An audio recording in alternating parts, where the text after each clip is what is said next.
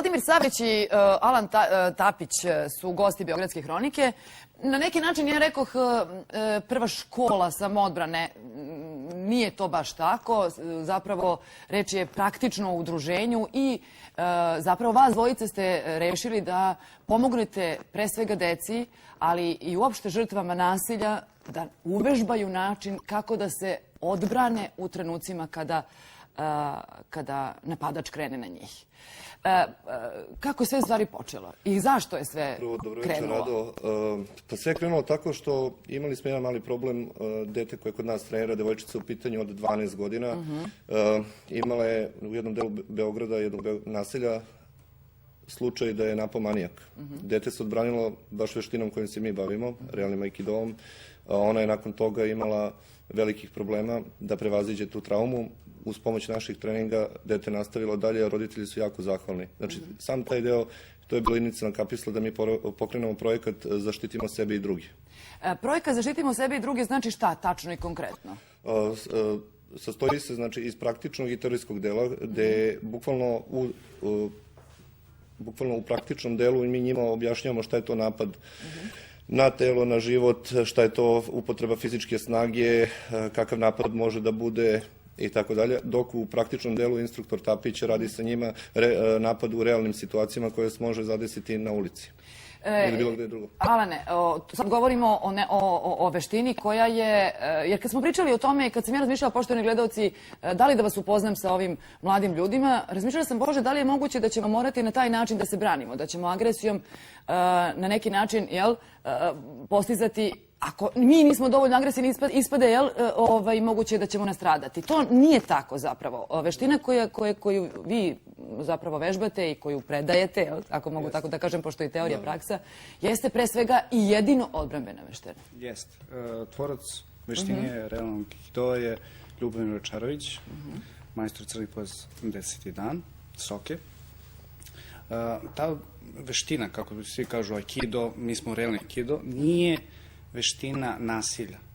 Znači, to je humana borilačka veština gde svako uči ne samo fizički da se brani, nego da malo se i produhovi, što znači da na neki način i umu posvećujemo toliko pažnje koliko i telo.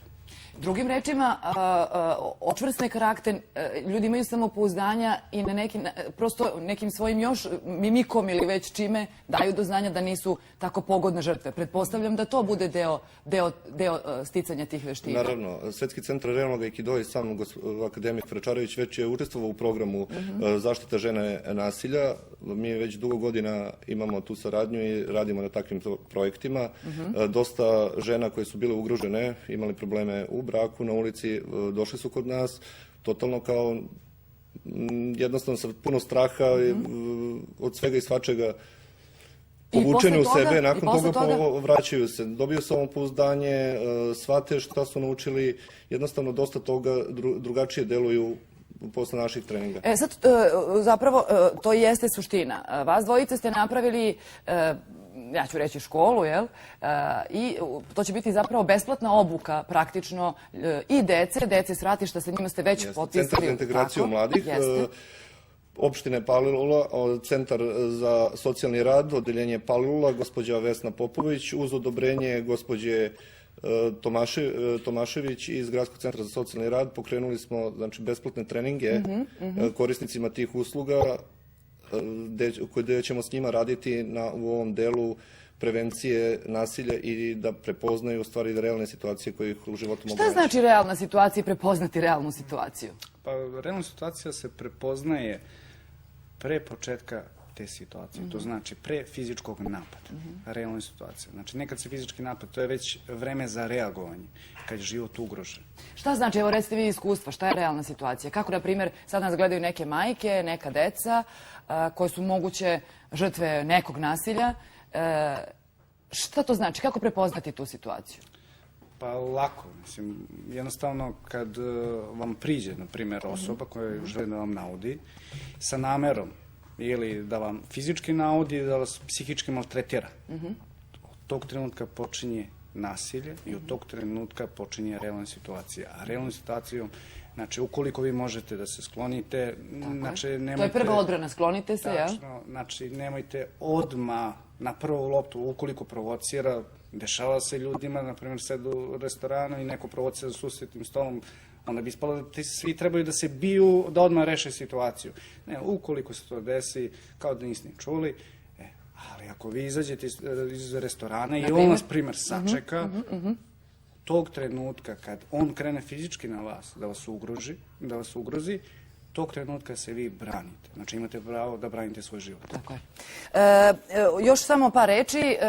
Vi uglavnom jeste napravili čitavu ovu priču, imate odobrenje, imate saglasnosti iz opštine Palilula, iz policijske stanice Palilula. Šta je to što nedostaje i kada krećete zapravo sa svim ovim programima koji su pred nama?